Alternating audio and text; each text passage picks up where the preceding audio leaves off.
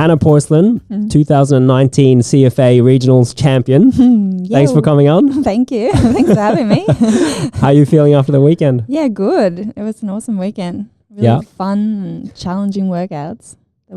It's really good programming, and it was good to see the whole community and meet some people from different gyms, and I had a good time. Yeah, it was the first event that I've done that had all three gyms involved. I think I went to one Christmas party just briefly one year, but I didn't go last year for the Christmas parties. I hadn't really seen a lot of those people. I know. It's mad. I haven't even been to Monaville, to be honest. Oh, really? Yeah, that was the first time. So I was like, wow, this is a cool place. We got the biggest gym. You do. Brookie's good though. But yeah. Were you sore? Yeah, I was. Where? Quads were hurting. Calves. I think a little bit of that sand running and the VMO. I talked to Christians probably from the squat snatches that got you in the first one. Yeah, and then short recovery and then heavy clean. Yeah, no, it was just like bursts, like constantly short. Didn't have a plan, like don't have a game plan, just go for it. Yeah, and wall style workout. So that was which I'm opposite. I prefer longer pace game. Thinking about it, I like to build myself up into it. But it's just like how do you pace that row? It's you are like a diesel engine. You just need to go like slow and steady. Exactly. Yeah. We knew that wasn't really happening. Awesome. All right. For those who don't know, you are Swedish, correct? Yes, correct. Yes. So let's not stay too long with your background, but I definitely have one question about Sweden.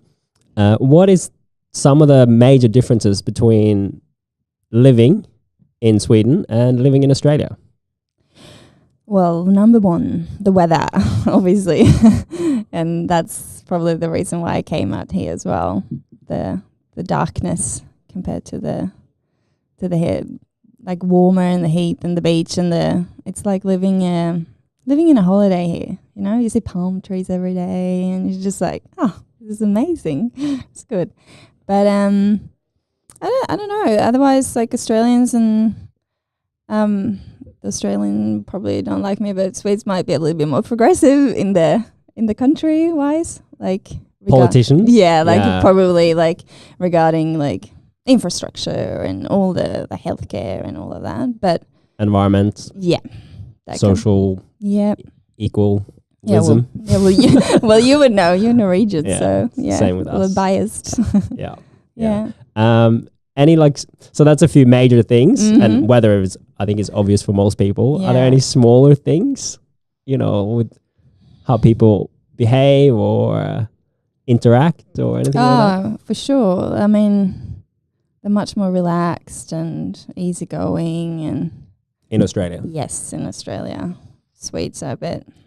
Can come across like a little bit arrogant probably and like quiet and stuck up in a way. Like they don't think they're better than anyone else, like as a Swede, but they think they're better than anyone else in the world. You know, the country. Yeah. Sweden is a great country, but it's probably the more relaxed working hours and just not so structured. I remember my first job at a physio clinic, and the guy who owned it in Australia, and he was chatting over me, with his colleague and like having a coffee and sipping. I was like, this is so unprofessional. but that was just, it's like, we close at 1, we're just going to go for a surf. I was like, okay.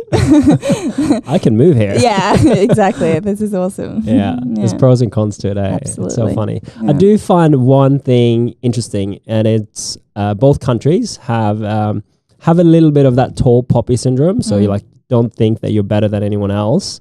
Absolutely. But so we both have that, but we're very different in how we're, Australians are very outgoing. I think Swedes and Norwegians are a bit standoffish, or it seems they appear to be. Yeah. So it's like that balance with those two things. I find interesting when I go back. Yeah. It is. Yeah. I haven't been back in a while now. 2 years. So it's a while. Yeah. Did you do any sports back in Sweden? Yeah, I grew up playing soccer. That was kind of my main sports, but grew up figure skating from a young age, born and raised in an ice hockey family. So Oh, wow. Yeah, my brother's still a professional and my dad was coaching a lot and stuff. So I was always every summer in the ice rinks and stuff, but it's too cold and too much training, to be honest, like when you were 6 years old. Is that a bit like gymnastics? You just train crazy hours? Yeah, all the time. Okay. And did you get to any high, like local level or? Not in figure skating and things. I stopped because I wanted to play with my Barbie dolls instead. And so I just went in and started doing soccer and playing there. And in that level, I got up to like our national, like state level. Okay. I represented them. But that was about it. And then I got an injury when I was 16, or knee injury. So I kind of stopped there. Knee, yeah, Acl injury. So. Oh, wow. At 16. Yeah. Yeah. So no soccer, no skating for a while then? No. So it kind of shifted, you know, in that age as well. And you just, what am I going to do now? And you're curious about other things and get interested in culture and hanging out with people. And yeah. So did you stop sports completely and did you just kind of hanging out with your friends or did you keep doing sports? No, I kind of stopped, but my mom has always been big into like body pump and gym training since I was like little. So I started going to the gym and I remember this must be when I was 20 or something, like I found kettlebells. And I was like, this is awesome. Like that kind of, I did a kettlebell class and it was that just exertion that you kind of, we all recognize with CrossFit, right? And like you're feeling like, oh, I just like to push and you feel like you gave it your all. Yeah. So I did some gym training, did some classes and stuff, but nothing serious in sporting. Okay. But, yeah. So any CrossFit experience in Sweden? No. So your very first time doing CrossFit was here in Australia? Yeah. Tell me about that. Oh, it was awesome. I was doing a lot of like everybody else probably like going, when I came here, traveled and got a little bit chubbier and partied a bit, ate too many solos and maxi bombs probably.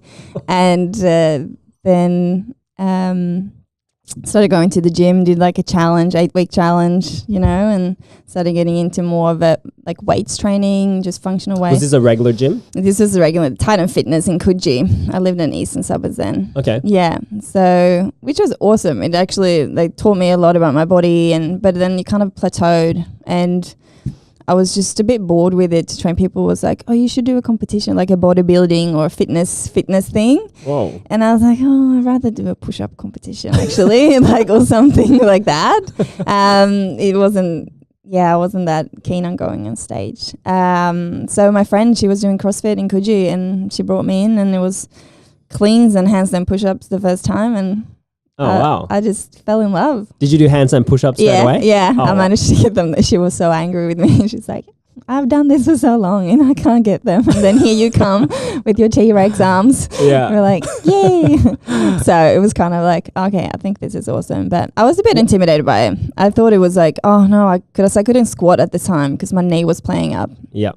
So I was a bit hesitant but it actually taught me how to move. You know, you can't avoid squatting. You kind of more have to deal with why is my knee hurting. Like I'm 23 years old. Like my knee should not be hurting. Yeah. You know, so that was a good lesson. And you're starting to learn about the body, and I'm starting to just enjoy it and training with people. And and then I did my level 1 and.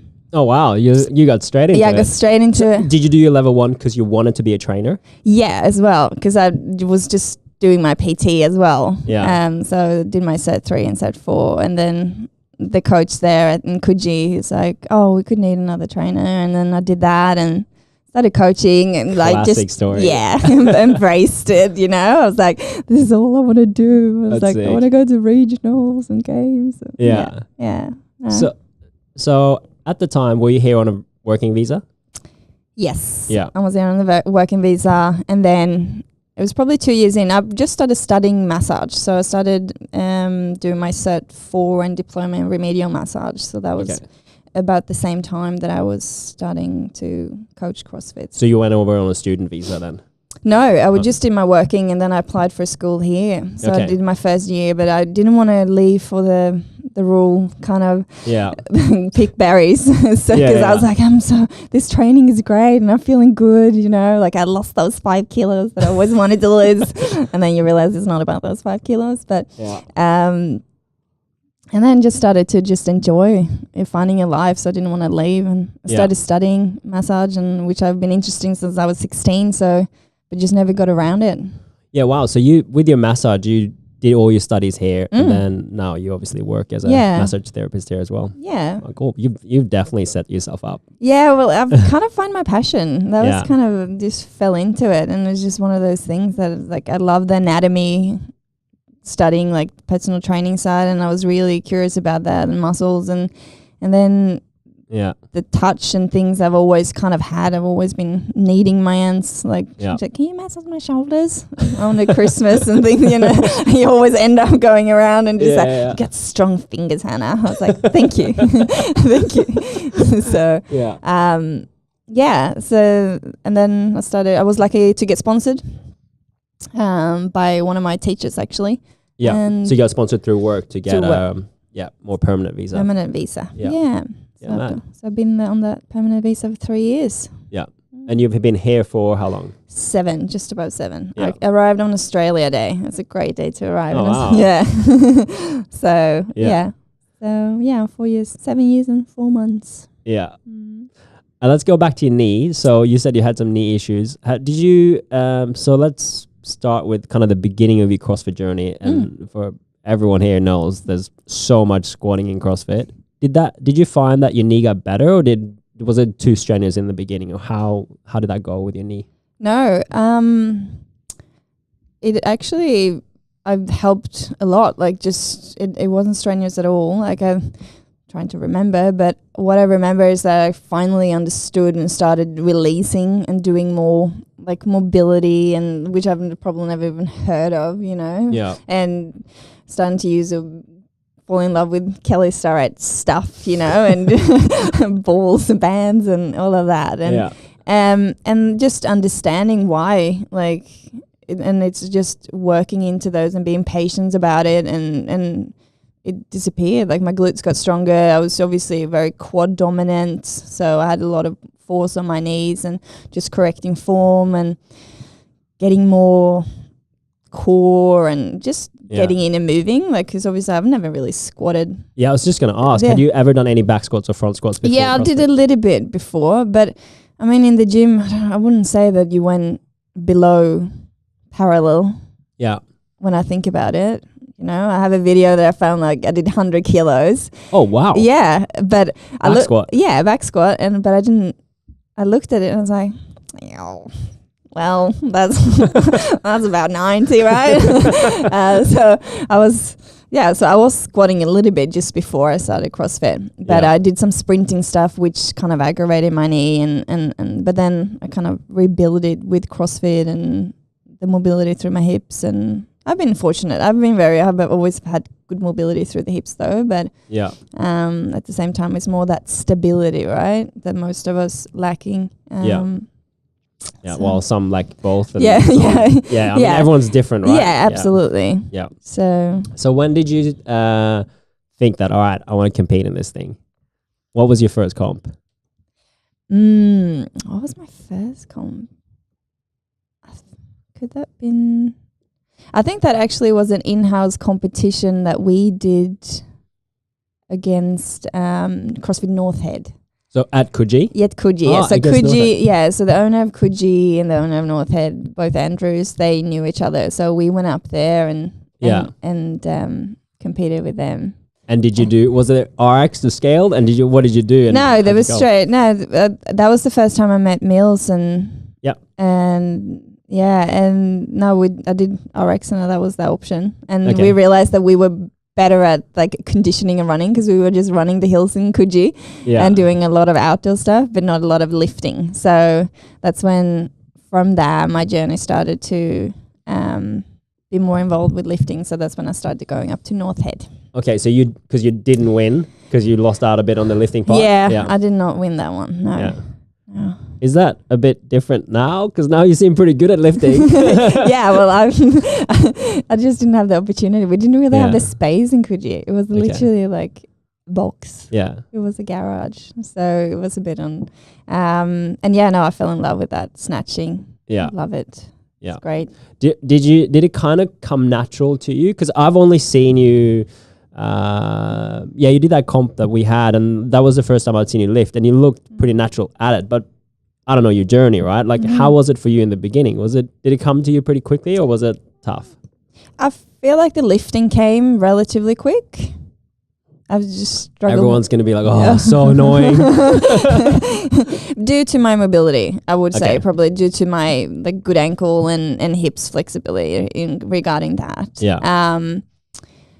Well, I'm struggling more with the gymnastics, right? That's probably been my struggle journey. And then you have these little gymnasts that can sprint faster on the hands than on the feet, you know? So the lifting came up and I started to learn. But at the same time, when I came to athletic 2 years ago, I was still jumping forward in my lifts a lot. That's right, yeah. All the time, right? I maybe would be able to, I think my PR was like maybe 75 kilo snatch. So, but it wasn't like I couldn't repeatedly like just transfer, like just move a medium to heavy barbell, like just and look exactly the same. So you'd miss a lot of reps is what you're saying? Yeah, exactly. Because if you jump forward, it depends a little bit how you hit your hips. And a little bit of that swing, right? Yeah. The hips to the... More inconsistent. Very inconsistent. So it was more like, felt like luck. But no, that was... so that's where my lifting journey kind of happening. Yeah, awesome. Yeah. And then did you compete at regionals back like early before you started athletic? I can't remember if you were in a team with North Head. I was in the team 1 year, 2015 with North Head. When Andrew was in the team? Yep. Yeah, okay. Yeah. And with Mills. Yeah. Yes. Yeah. Cool. So that was your first regional experience? That was my first regionals, yeah. Were you nervous? I was so nervous. And the first event, oh God, it was chest to bar pull-ups. And I couldn't butterfly. And it was a heavy deadlift. So it's like a combo that's really haunting me. And I had 1 rep left before like 10 seconds. Wait, was that in pairs? Or there was a partner deadlift. With a male? Yeah, with a male. So it was 21.59. Right. And then with chest to bar pull-ups. It was a heavy deadlift. And synchronized chest to bar pull-ups. Yeah. Did you feel like you were the slowest athlete out of your pair? Because that's tough, right? When you do team, people forget about that. It's like, definitely. Yeah. Like, I mean, it's about that. Chest bar pull-ups were probably were very much of a weakness back then. And because the male could do butterfly, but then obviously no point if you're keeping. Exactly. Yeah. Could he keep? But he was keeping, I think. And the funny thing was the bar was so high as well. So I remember he just had to lift me up and I was hanging there. And, you had to restart and just trying to get synced. Yeah. And because it was the first event as well, like my traps was probably all the way up to my ears. And I was like, oh, so tense. So funny how nervous people get for that. I mean, funny in a way that I've been there as well. I've been nervous, but... those nerves, right? They can go one way or the other. They can help you or they can really fight against you. Absolutely. Yeah. You've been at the games, haven't you? Yeah, once. Yeah. Before CrossFit almost started. That's a long time ago. Still counts. Yeah, it still counts. Yeah, still counts. I keep telling everyone that I was the first Norwegian at the games. Were you? Yeah. That's awesome. No one can take that one away. No, you can't. You should be proud of that. And now there's some really good ones. So, so that sounds like that was a tough experience, that first workout. What was your best experience from that year? What was the funnest part? I was just happy to be out there and just feel it. It was fun doing the snatch. It was a snatch event as well. It was like snatch. You had 3 lifts, I think, in a certain period of time. Yeah. What'd you hit? Back then, I think I hit 60. I think I hit one. Oh, I shouldn't be lying here. But something around 60. Yeah, 135, 145. Yeah, no, not 145. It was probably 130 or 135. Yeah. Pretty good back then. Yeah, I was, it was interesting how you're mentally, I was like, oh, I'm going to go out and I'm going to miss the lift. Like in my head, I already felt like, pre-planned it, of course, I missed my first lift, and then It's called target fixation. is it? Yeah, is it? A word Yeah, if for you it? think about it too much, Yeah. it's going to happen. Yeah. No, it was just. Do you have it wa- blue plates on? Do you remember? It's I important. can't remember actually. I'd probably scared of those blue plates. Yeah. Actually, I probably like stacked up the So I was yellow and asking, green. Yeah, yeah. The blue plates Yeah. are scary. Some girls are like, I can't do that. Same weight, but I just got to have a different configuration. Yeah. No, totally, and that's why coming to like athletic, having pounds, Yeah. made every lift go up because 'Cause you you had don't no know. idea what's on the barbell. Yeah. Yeah. So you had 1 year in teams. Mm. And what happened the following year? Did you compete again back to back? No. So the following year, 2016, I was really keen to go individual. Okay. Yeah. Yep. And that was my first year finish. I finished 40th or 39th in the end. Yeah. In the open. In the open, yeah. So it was pretty close. And they took all the way up to 37, I think, or 38 that year. But which workout? It must have been some workout that put me back, I remember, because I had a good comeback on the last event. It was a thruster and burpee that year, like the 27, 21, 18, 15, 9. Yeah. That's a good one for you. Yeah, I came second in Australia. Oh, wow. After Cara Webb. Yeah, it was a good one. Oh, that's crazy. Yeah, that's so good.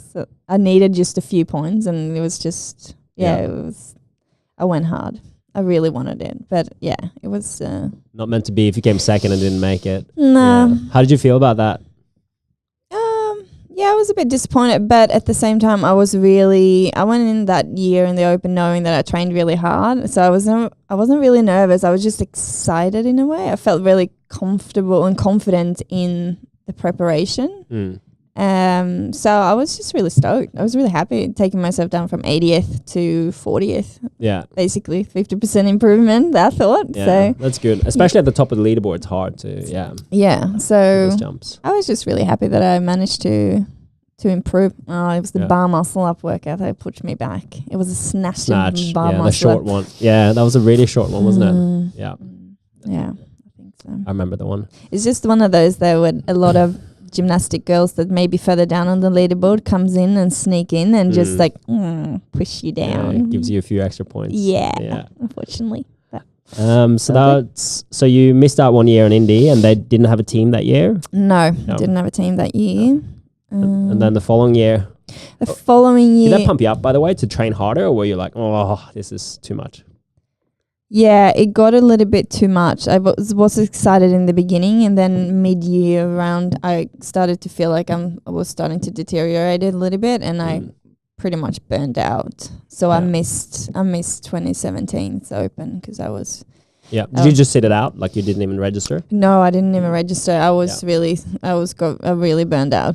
So that's when I left North Head as well. So I just needed a break from CrossFit. Yeah. So, and just recover because it's common story as well. Yeah. I mean, it is. And you realize when you're looking back that you like going up super early, training in the morning, and then you're training in the afternoon, and then you work throughout the day, right? And then you just realize that after just 4 years of like 6 hours of sleep and you're not really recovering, like you're learning constantly about your nutrition and you're constantly learning about these like to improve your performance, it takes time, and then you just learn and you change as well, right? Because if that's 6 years, you're saying a 6 year journey, you're younger at the beginning, but your body changes a lot in those 6 years, and you need more sleep, you need less volume. It's absolutely. And I've never thought about that actually. I just thought that I was like, I heard at 31 women peak in strength or something. So I'm like, yes. They might, but they might need a lot of sleep as well. Exactly. Yeah. The recovery will be increased as well. Yeah, absolutely. You gotta. We've developed so much, and I mean, with we as in a community, like it's so much better than when I started. But Athletic, especially as well, has really like progressed through how they're programmed. And I mean, when I started there, I thought it was pretty good. But then, I mean, if they programmed one of their workouts, they would have had in our normal class in 2013, 14. Now I would have been like, well, that looks crazy. Yeah. I don't want to do that. And we did that every day, really, not thinking about it. But like, to that point, I was younger back then, so I could kind of back it up again and again. But eventually, it was. I feel like it was a little bit more like that in the beginning, right? Early days. How many watts can you handle, right? I guess like I kind of missed that part. Like I came in at 2014 was my first open. So That's better. Yeah, like it already progressed. And imagine like now, 2019, like it's structured programming. It's like tapering off. More structural work, like more slower, like more focus on stability and movement to prep and help people to actually move better. You know, absolutely. Because we did a comp on the weekend, although a light, not so crazy programmed comp. But how have you trained this week? Like, what have you done anything to adjust your training, or like did you just kind of go back and cruise, or what did you think? How did you look at your training after that weekend? After the weekend? After the regionals weekend. Oh, the weekend we just had? I took Monday off. Yeah. Yeah. And then I did some light stuff on Tuesday. Yeah, I think I saw in the class. You just did the Mekong class. I just did Mekong. Yeah. And did you feel like you had to go and like push in that class, or were you just like, I'm just going to sweat, or? Yeah, pretty much. Like I just tried to go in and I wanted to move a little bit, because even like I feel like I've learned that even if it's on the weekend, it wasn't any super heavy like barbell cycling or anything like that, it's still that burst of adrenaline, and then intensity is just like the 7 workouts you go out and it's all out there, like that rowing event, like god, it doesn't get more intense than that, really. So I know that even if the body feels fine, the nervous system is a bit beaten, so you're better off like easing into things and then keep going, otherwise you will pay for it a week later and you suddenly feel like, oh, why don't I have any energy? And you don't really relate it to the 2 weekends ago, right? Yeah. And so I guess that's kind of the more I learn about the body, the more I learn to listen to it and not just listen to the program, or like just read a program and follow, like adjust it accordingly to how my body feels that day. Like just to go in training, even if you're tired or whatever, but just go up and show up, and then you create your objective or your goals for the session there. Yeah. And I always feel better. Yeah, absolutely. Like, I do the same, because I go in and after a weekend like that, I'm like, I'm moving at 50% because it's such a high adrenaline pump on the weekend and then a dump on Sunday. And even though I wasn't sore, you're tired, right? Yep. I felt pretty tired. And that's like that exact theme is such a common thing to see through the Open, because you go week 1 in the Open, everyone's super excited, so they just get pumped, and then they hit the workout, and then a big majority of people get disappointed with the result. Yeah. And then they redo it later in the week. So then they've had these 2 massive peaks of adrenaline, and then if they get disappointed on the second result as well, then they're just like depressed, and then they need to train through that week, and then there's another week coming around. If you do that for 5 weeks, it's not much left in the end. And that's why a lot of people get sick. Exactly. It's taxing, so taxing. And like just thinking about it and you're nervous and creating all of this. And I mean, when was your last competition? Well, that was the Open, right? The Open, yeah. Yeah, but your other big one? Oh, years ago. Well, actually, I should mention, me and Nick McGrath did a small competition on the Central Coast and we won. Oh. But then we realized about this. Oh, it was so funny because we ended up just doing comp because Nick wanted a bit of a goal for his training. And I was like, I'll partner up with you.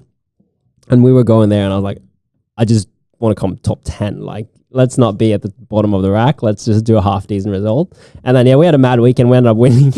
And then afterwards after they had the presentation and stuff, we talked to the guys who came second. Cause like, it's a friendly environment. You get to know them a bit better. And they were like, oh yeah, how long have you guys done CrossFit? I'm like, well, very long. And then I asked them, how long have you guys done CrossFit? 6 months. Oh. So the level wasn't that high, but still, winning is winning, right? Exactly. Yeah, it is. Yeah. So back to your competing. When was the first year you made individual regionals or sectionals? Was that this year? Yes. So it was this year in the Gold Coast. Well, yeah. So that was your first year you made it. And was that the goal from the get-go in the Open? Oh, sorry, it wasn't even open. It wasn't even open, no, yeah. That's right. It was a qualifier. And we kind of came off, we were competing as a team in Torian. Yeah. And then we just came off the back there and just went straight in and did this qualifier. And I was super happy, stoked to get up there. I mean, it was in my head, I was like, oh, well, a lot of the big girls are going team and stuff like that.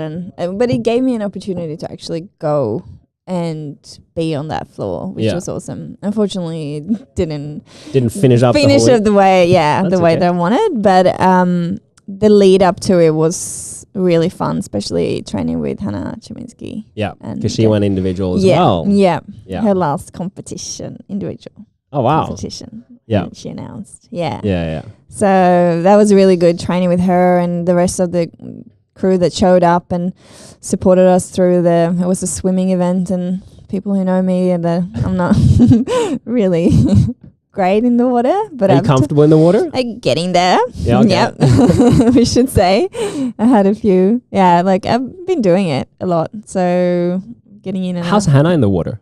Yeah, she's good. Great, eh? Yeah, she's good. So did you two go and swim a bit at the beach beforehand? Yeah, we had in the lead up? we had Sunday event or like training sessions where some of the other guys used to. Dorsey came in and he used to hold my hand basically, getting into the surf. Why are you nervous about it? Where does the nervousness come from?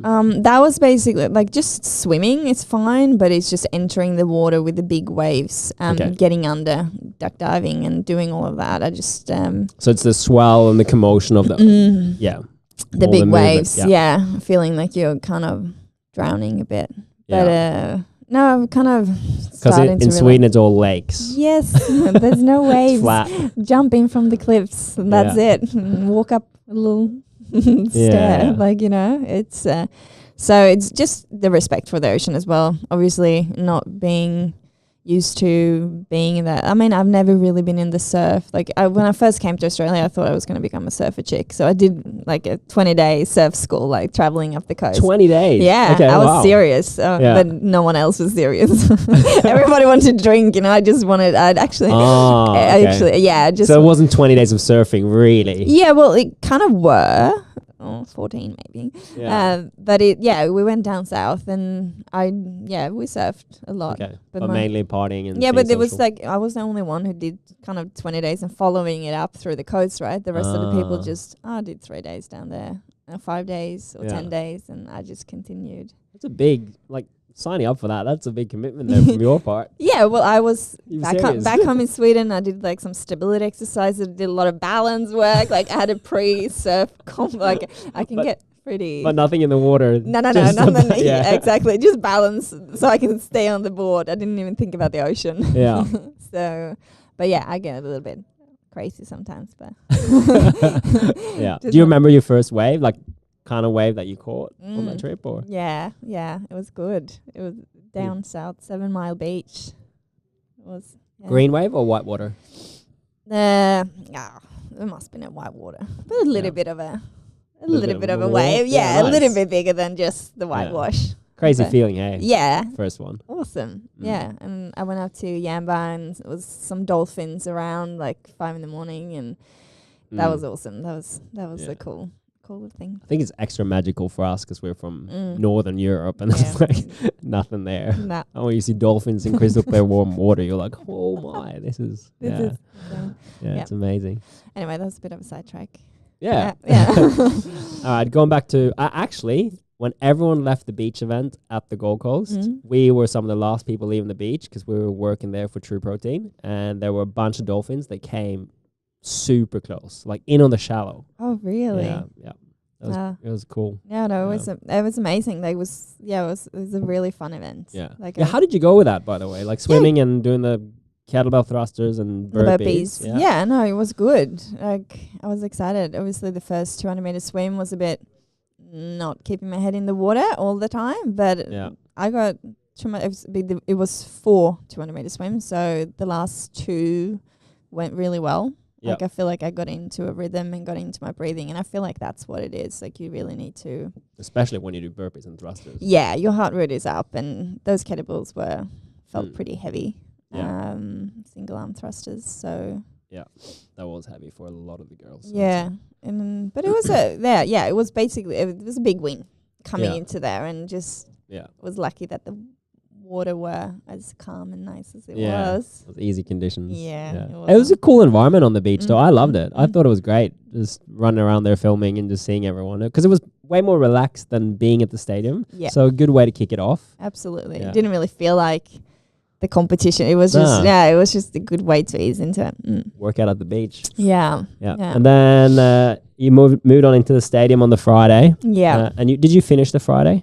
I did finish the Friday, but I felt from the get-go that I was not really, I didn't feel like myself. I woke up coughing and stuff, and I felt really, I felt very breathless in a weird way. So the first workout were double kettlebell snatches and double unders. Yeah, with different ropes. And that was just, couldn't skip. I was I thought, first of all, it was nerves as well, right? But then realized that I actually was just feeling really, like, I had a headache and I was just coughing, like this really dry cough. And it was just something creeping up. So unfortunately, but then, I finished the day. Yeah. Which was... What was the second one on that day? The second one was 20 ring muscle ups into 30 dumbbell step overs with a 32.5 kilo dumbbell. With a single dumbbell.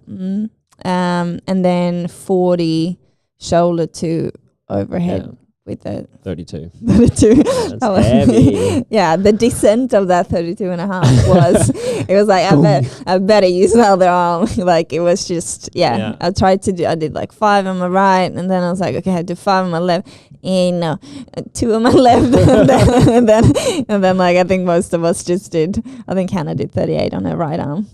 Like, all just right arm. It was just way too heavy. I do not have a lot of video of any girls doing much with their left, I think. But gets so heavy, especially after the ring muscle ups as well.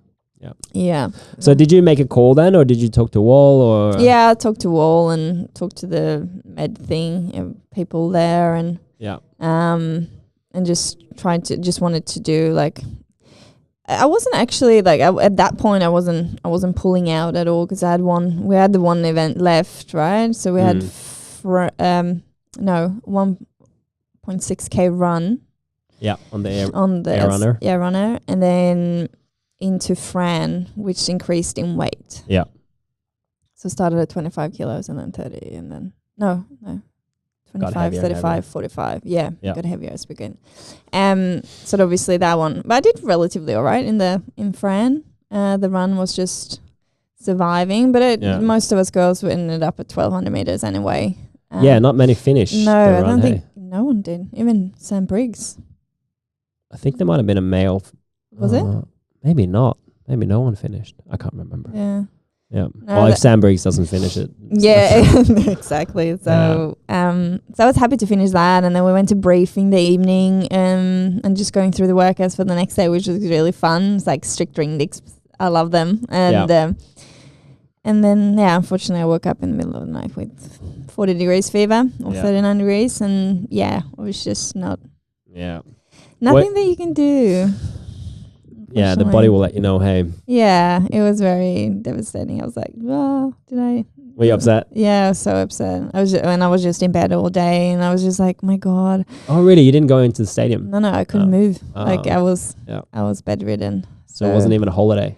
No, it wasn't. It didn't end up. I managed to get into the stadium on the Sunday, which was cool to see the rest. But it wasn't the trip that I wanted. But at the same time, you got to look at it. It was the lead up, and maybe it was all about the swim for me. It's a big accomplishment there, and just fun to be out on the floor for at least one day. And the girls that you compete with are just so nice and so supportive. Like, it's a great community. Did you get to meet some new girls there that you didn't really know from before, or was it? You recognize the faces, but you kind of started talking to some and things that you just people that you just been seeing and knowing. You have an eye out. Seen their name on the leaderboard. Exactly. It's like putting and everybody looks so hardcore when they're walking around. Then you're like, but then really everybody's just really super lovely. And so no, Sam Briggs for sure. She's so chatty. Yeah, she's a legend. Yeah. That's mad. So what's the plan go for the next few years? Are you still going to keep keep doing CrossFit and competing, or I'm going down now with the team to Down Under Yeah. Championship in May. Athletic has is it 2 teams? No, we only have one team. Okay. Yeah. Yeah. Yeah. And are you competing? Yes. Yeah. So I'm competing in there. So I'm excited about that. Yeah. So Who's on the team? So it's me and Georgina Yep. from the city, and then Alessio and Mitch. Yes. Yeah. Yeah. Nice. Yeah. That'd be good. It'd be good fun. Is there a swimming event? Yes. It's a swimming. I think someone, yeah. So, do you know what it is already, or? The swim is 600-meter run, beach run, into 200-meter swim, into 1,000-meter run with a rope.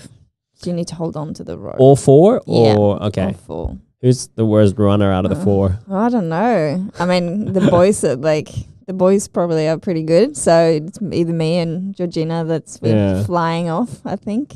That rope running is hard. So bad for the worst person, but so easy for the best runner. Yep.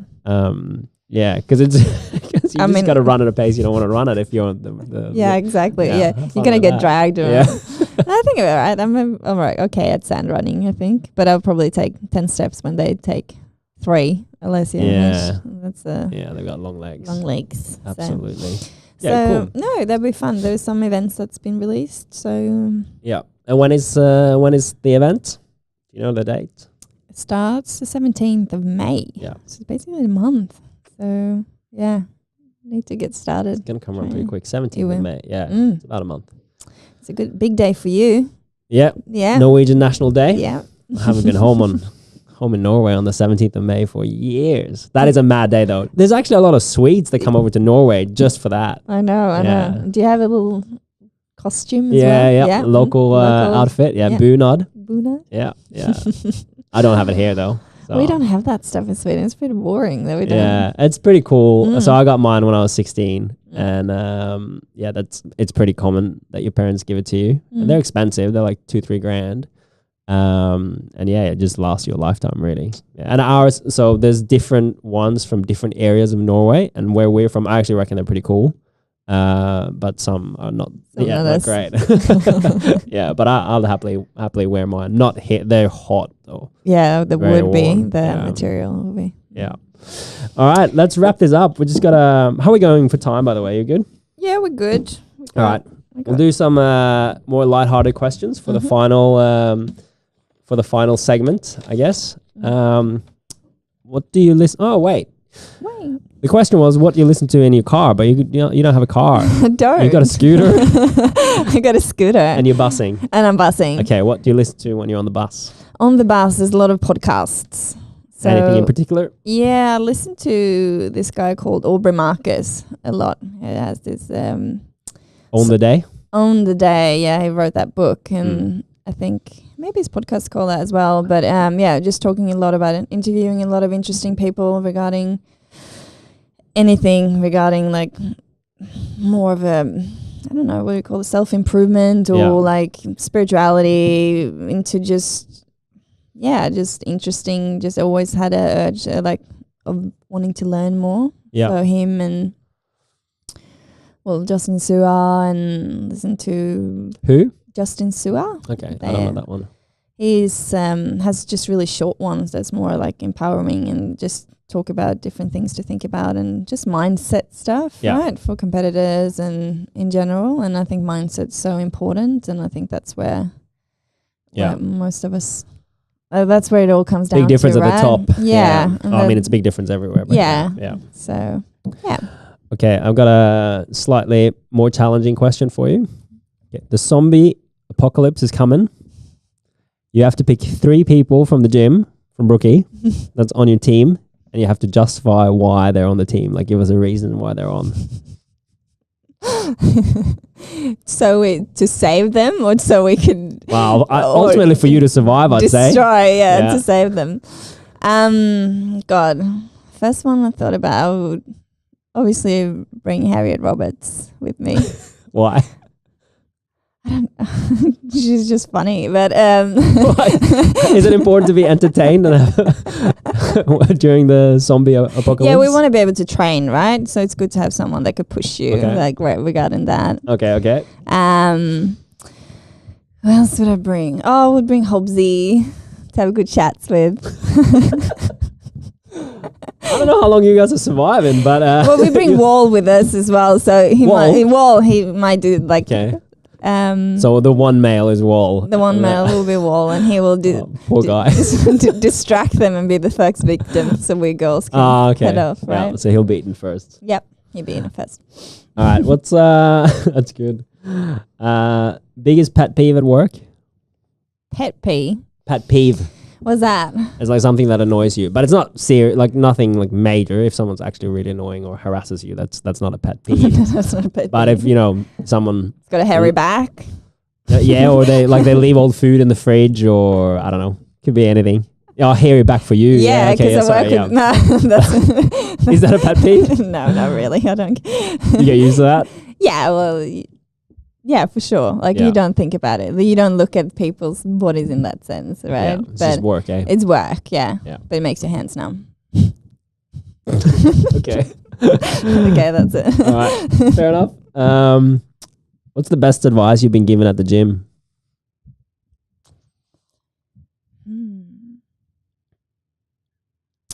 Good one.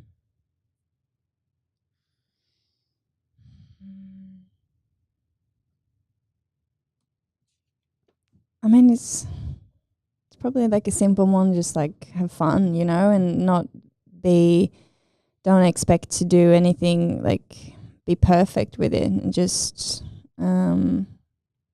actually just repeat things and don't expect perfection from the start, and just keep working on those like weaknesses or focuses and things like that. But it's more about just, something like that, I would say. Yeah. When you just don't strive for perfection, just enjoy the journey. Exactly. Sounds like something like that. That's it. That's exactly what I said. All right, last one. What does it mean? Like, what does CrossFit Athletic mean to you, like in your life, being able to train there? Oh, it's huge. It's such a big part of it, right? It's where I go to I get release some steam and just train and just relax, but also a way to improve and growth and challenge myself and hang around be surrounded by amazing people. Such a good way to just being social without being social in a way. A healthy way to be social. Yeah, exactly. Just being surrounded by people and I realize every day if I don't go to the gym, I don't get that endorphin kick, and I don't feel like something's missing. It's definitely a close place, a big place in my heart. It's really, it's amazing to think about what your life would be like if you didn't train. It's the period when I didn't train. It was just there was something missing, right? I did a little bit of jiu-jitsu and things, but it's a completely different environment as well. But can be similar, obviously. But no, Athletic has such a great coaches and great community regarding that, and I kind of enjoy now. Even if we don't have peaks, like the peak training group, which has been really awesome because then you can go in and do climb and Metcon and meet all of the other members that you kind of didn't really meet before. Like the first year, you're so focused on your training, right? And then with the people that you just hang out with those people, but then you kind of venture out a little bit, and then going into the other classes, you start talking to other people, and it's just getting to know other members, which is really nice, and so many people that's like-minded and but different in age groups, right? So no, it's great. I love it. That's awesome. Let's wrap it out there, Hanna. Thanks for coming on. Thanks for having me. Sweet. Alessio's on the next one. Get ready.